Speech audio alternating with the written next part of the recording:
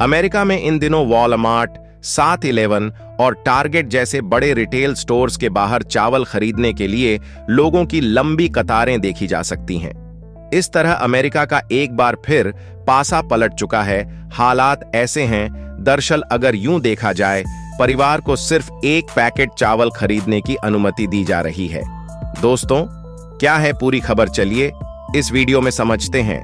लेकिन वीडियो में आगे बढ़ने से पहले वीडियो को एक लाइक करके चैनल को सब्सक्राइब जरूर कर देना। या आपके लिए तो एक छोटा सा काम है, लेकिन इससे हमारी काफी ज्यादा मदद होती है।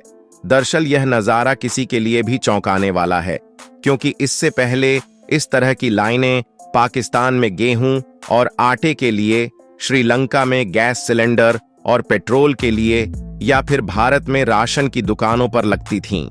लेकिन अमेरिका जैसे विकसित देश में ऐसा होना असामान्य है। भारतीय और अन्य एशियाई समुदायों के लोग बड़ी संख्या में अमेरिका में रहते हैं और उनके भोजन में चावल एक अहम हिस्सा है। खास तौर पर दक्षिण भारतीय भोजन में नॉन बासमती सफेद चावल की महत्वपूर्ण भूमिका होती है। लेकिन हाल ही में भारत सरकार के खाद्य एवं उपभोक्ता मामलों के मंत्रालय ने 20 जुलाई को गैर बासमती सफेद चावल के निर्यात पर रोक लगाने का फैसला लिया, जिससे अचानक अमेरिका सहित कई देशों में चावल की मांग बढ़ गई।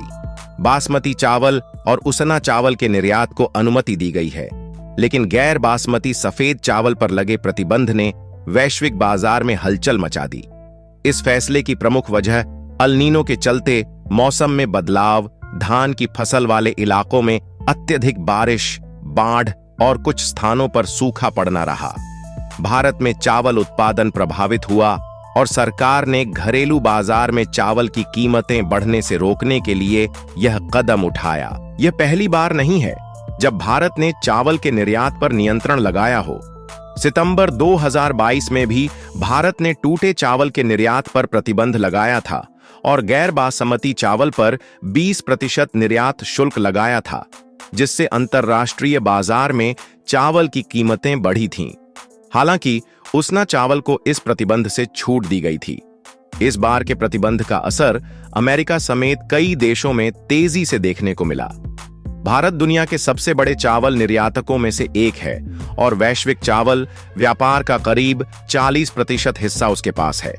भारत 140 देशों को चावल निर्यात करता है, जिसमें अफ्रीका का बेनिन सबसे बड़ा आयातक है।